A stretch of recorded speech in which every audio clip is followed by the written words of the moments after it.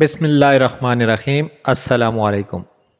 ابن جوزی رضی اللہ تعالیٰ عنہ فرماتے ہیں کہ ایک حدیث میں آیا ہے کہ بنی اسرائیل میں عجیب و غریب واقعات پیش آئے ہیں، ان کے واقعات بیان کیا کرو جن سے کوئی نہ کوئی عبرت حاصل ہوگی۔ بنی اسرائیل کی دو عورتوں کا قصہ۔ بنی اسرائیل میں ایک شخص اپنی بیوی کو بہت محبوب رکھتا تھا۔ اس کی والدہ نہایت نیک بخت بوڑھی عورت تھی۔ ادھر اس کی بیوی کی والدہ بھی بوڑھی عورت تھی، مگر تھی بڑی چنچل۔ اتفاق سے ان دونوں میاں بیوی کی مائیں دونوں بوڑھی عورتیں نابینا تھیں۔ اس کی بیوی کی ماں اپنی عادت کے مطابق اپنی بیٹی یعنی اس شخص کی بیوی کو بہکاتی اور اکساتی رہتی تھی، جس سے آئے دن ساس بہو میں سخت جھگڑا رہتا تھا۔ آخر یہ شخص تنگ آ کر اپنی ضعیف و ناتواں والدہ کو ہمراہ لے کر نکل کھڑا ہوا اور ایک بہت بڑے ویران جنگل میں اس کو چھوڑ آیا، جس سے اس کا مقصد یہ تھا کہ وہ بے آب و دانہ یہاں پڑی رہ کر مر جائے گی اور اس جنگل کے درندے اس کو پھاڑ ڈالیں گے۔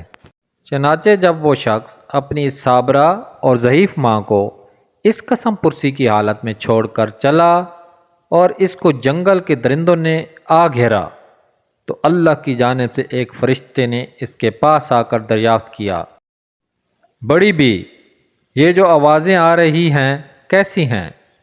بوڑھی عورت نے کہا، بہت اچھی آوازیں ہیں، اونٹ، گائے، بکریاں بول رہی ہیں۔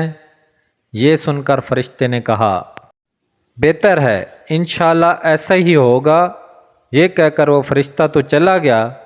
اب صبح ہوئی تو کیا دیکھتے ہیں کہ تمام جنگل اونٹ، گائے، بکریوں سے بھرا ہوا ہے۔ اگلے روز اس کے بیٹے کو خیال آیا کہ چل کر دیکھوں تو صحیح آخر بوڑھی ماں پر کیا گزری۔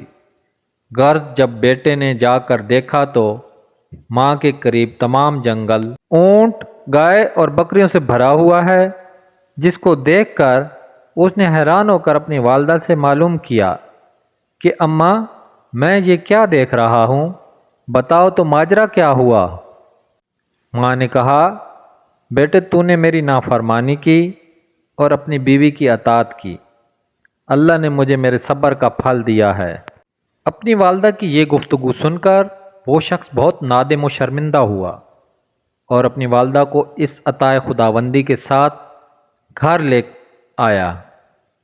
اب کیا تھا، اس کی بیوی کو ساس کی نعمتیں دیکھ کر کیسے برداشت ہوتا۔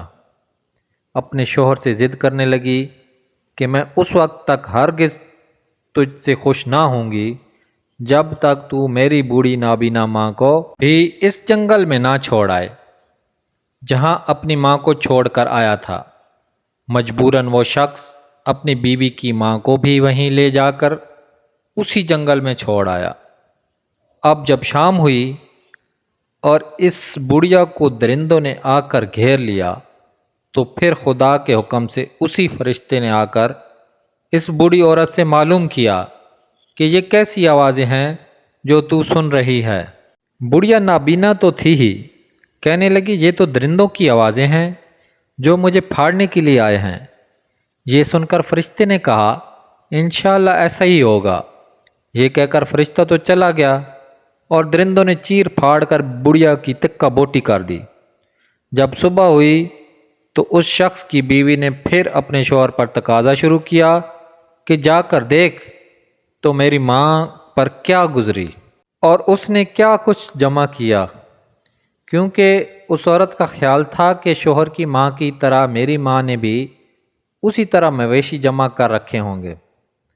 مگر جب اس شخص نے وہاں جا کر دیکھا تو کیسے مویشی، بڑھیا سے جنگل تو کیا جہاں بھی خالی ہو چکا تھا، اس کا کہیں نشان بھی نظر نہ آیا، کیونکہ اس کا تو رات ہی کو کام تمام ہو چکا تھا۔ جہاں تہاں ٹوٹی پھوٹی ہڈیوں کے سوا کچھ بھی نہ پایا، جو جمع کر کے اس نے اپنی بیوی کے سامنے لا کر رکھ دیا، اور بیوی ان کو دیکھ کر اپنے خیال کی غلط تعبیر سے حیران رہ گئی اور اسی غم میں گھل گھل کر وہ خود بھی مر گئی۔ حسد و بغض کا یہی نتیجہ ہوتا ہے۔